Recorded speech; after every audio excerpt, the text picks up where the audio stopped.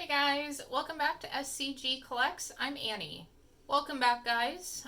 So before we jump into stuff, I do just want to acknowledge the fact that yes, I have makeup on today. It is a Saturday, one of my days off. I don't very often get to wear, I guess, makeup and stuff. I mean, I could, but I'm very lazy. I'm not going to go to my job with my makeup like this.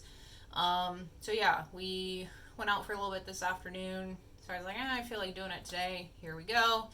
I'm clearly still stuck in my emo phase from when I was in, high school many years ago. Anyways, that's why I look like this.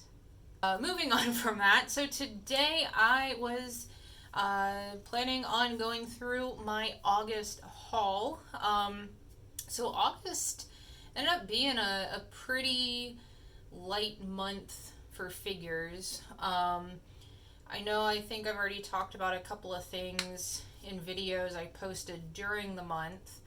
I had several things pre-ordered for the month of August, and a lot of stuff either got postponed until later in the year or just hasn't come in yet because I ordered through a, I guess, not Japanese website, taking longer to get stuff in, so not here yet. So just got 3 figures for you today. Couple were pre-orders and one was just an outright purchase that took a little while to get to me and finally arrived in August. So we'll be looking at that. So let's go ahead and get into it. All right, so first up we have the first 4 figures, Okami Shiranui Celestial Howl statue. I actually ordered this through Sugo Toys, which is, I believe, an Australian action figure, statue, all that kind of stuff seller.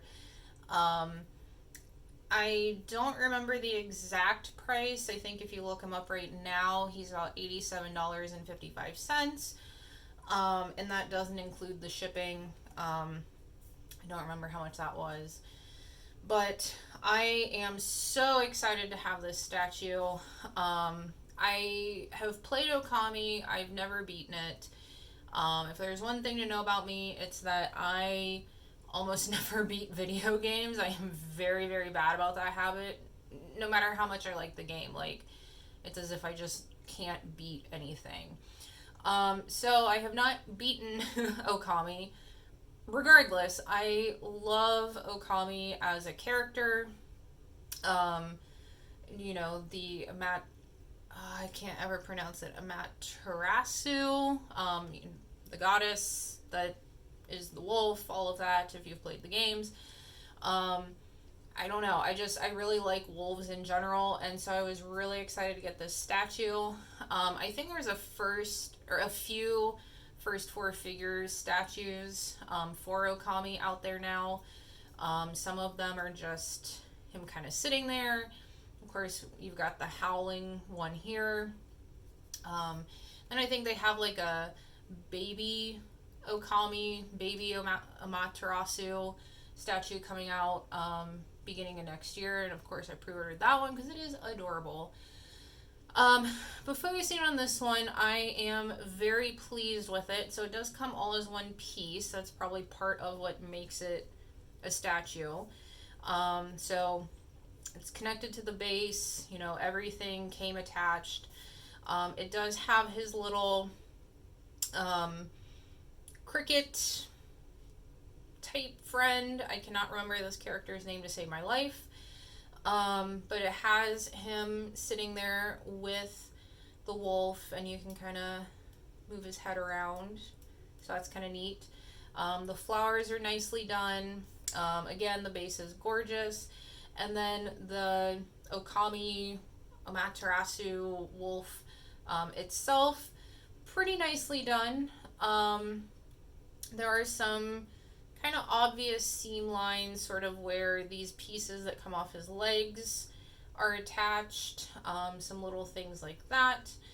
But all in all, very nice. And then this piece on his back, I believe is supposed to glow in the dark. I've never taken the time to look at the statue while the room it's in is dark, but I will believe the description that it does glow.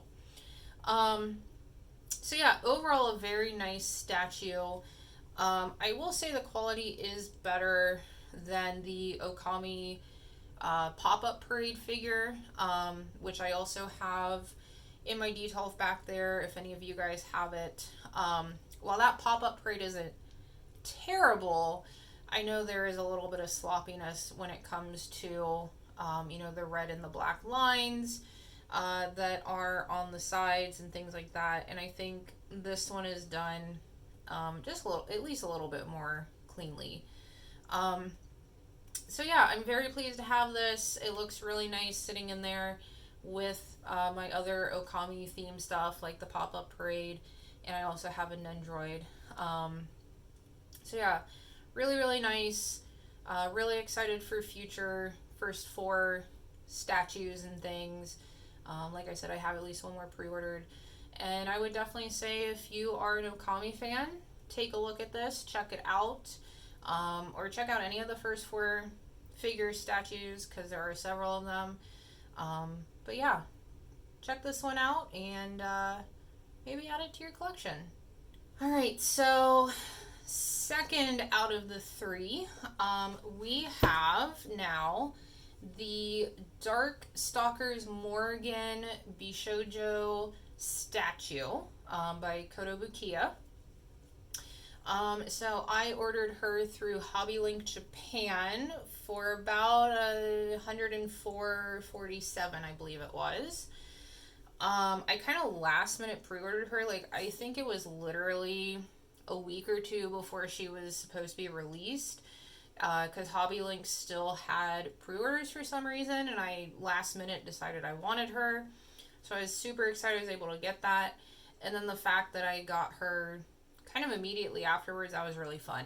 It was basically like I had ordered her as like an in-stock figure, so very nice. But yes, so this is the, as the title suggests, the Bishoujo, once again, I cannot say this word, Bishoujo style of the Darkstalkers character Morrigan, who is a vampire, I believe. And the original artwork that was drawn for this, fantastic. I think the statue really captures it. And I love the detail that they put into this. So the wings, her wings on her back, they're so nicely textured, almost as if they're actual bat wings. And I know the lighting in here is terrible because I'm filming this after the sun has gone down. So I'm just relying on a ring light and the lamp behind me. So I'll definitely put in B-roll of her so you can see everything. But yeah, the texture is really nice. They even use the texture on the wings on her head. I think the sculpt turned out really nice. I know I saw some complaints kind of online about her left hand in particular being a little blobby, I guess. I don't really notice that. I feel like on mine, her hand looks pretty well defined. She does have a very nice behind. Yes. And her chest as well. I think I also saw some criticisms that her chest area looked a little odd. But I think it's really good because I feel like, she's supposed to be in motion, like the way her hair is flaring out and everything and her body is twisted. It would make sense that her, chest area would maybe have a bit of that movement as well. And then just overall, like the shading's really nicely done. There's nice shading for like her tights. They did a really good job of kind of capturing even like the wrinkles that are around the knee area, which of course would happen there. Her hair is nicely shaded as well. And I just love her facial expression. Just something about like her tongue being out like that. Just, I love it. It's great. Um, Overall, I'm super pleased. I'm super duper happy that I decided to pick her up at the last minute. She is another one of those figures, like the Okami statue we were just talking about. She is just attached to her base. She does not come off. Totally fine. The base is actually kind of nice too. It's not just like a basic disc or something. It almost reminds me of like a castle floor, kind of, which I'm sure has something to do with the game she's in. I've never played the game. I don't know the actual like media or franchise she's from. I just really like the character design. The whole vampire, gothic, sexy lady. Like that's really what did it for me. So, another fantastic figure. Super happy I picked it up. Definitely would encourage you guys, if you've been eyeballing her, maybe a little bit hesitant, or maybe hadn't even really thought about it before, definitely give her a chance. I think she's worth it, and, the price is actually pretty good in terms of figure prices these days, so definitely give her a thought, and maybe add her to your own collection. Last figure from the month of August. So this is the one I was kind of talking about at the beginning that took what felt like forever to get here. So I ordered this figure through Solaris, and kind of not thinking, or just kind of thinking like, hey, I'm going to save some money. I've used this shipping option before and things got here really fast. I chose the cheapest option, which is by boat, and so I placed the order in May, and this figure did not end up getting here until first or second week of August. So probably not the slowest something has shipped overseas by boat. I've definitely heard horror stories of things taking much longer. But for a while I was just kind of like, okay, well, she's still not here. But thankfully she made it. She made it all in one piece. And this is one that I was so excited for. And it is the Lady Thor Marvel Bishoujo figure by Kotobukiya. She has a 1/7 scale. So this one is a scale. I don't know if like Morrigan that we were just looking at counts as a scale, even though she's also part of like the whole Kotobukiya Bishoujo line, whatever. So Lady Thor here is a 1/7. And as I said, I got her through Solaris. She cost me $148.62. And that does not include the shipping. I don't remember how much I paid for shipping. But being, by boat, it was the cheapest option. So if you've seen kind of like any of my videos on this channel, or, especially like my first video, then you'll be familiar with the fact that I love Thor. Not necessarily specifically the Marvel character, but like mythological, just kind of all of Norse mythology. And when it does come to Marvel and all of that, Lady Thor is the one I am obsessed with. And part of that is because I have read a lot of the comics and things that involve her. So when I found out that they had the Lady Thor figure and I found where to get her, it was kind of an immediate like, oh my god, yes, I have to purchase this. So I bought her literally right like probably a week or two before they announced they were re-releasing the Lady Thor and the Lady Loki figures. So if I had just, I guess, been patient, I could have at least pre-ordered the new version, which I don't really know that there's any differences. But, then I would have had to wait for the release and blah, blah, blah, blah, blah. So, whatever. I have one of the first run, and that's totally fine. I'm just happy to have her because, like I said, looking when I found her, I was just like, okay, I have to buy this because it just seemed like I couldn't find her anywhere. And then I found her on Solaris brand new, and so I jumped on that. So I love this figure. Yes, there are a few little places where maybe the paint is not as clean or as sharp as it could be. You know, kind of down along the edge of her boots down in here, you know, a place you're never going to notice. Things like that. But overall, this is a clean, I think, nicely done figure. You know, the shading on the cape is really nice. Shading on kind of the skirt, all of that. Her pose is fantastic. The way she's holding Mjolnir up, you know, just so powerful. She's got some really nice shading on her arms and everything. The sculpt plus the shading really helps to show, you know, that she's got some muscle on her. She's not a weak lady here. And then just the metallic shiny of the silver. I love that little aspect too. She does come with a different head, so she can be posed not wearing the helmet, and just you can see the rest of her face. But I have chosen to display her with the helmet because that's part of Thor, at least to me. So I keep it on her. The probably worst part of this figure was trying to get her hammer in her hand.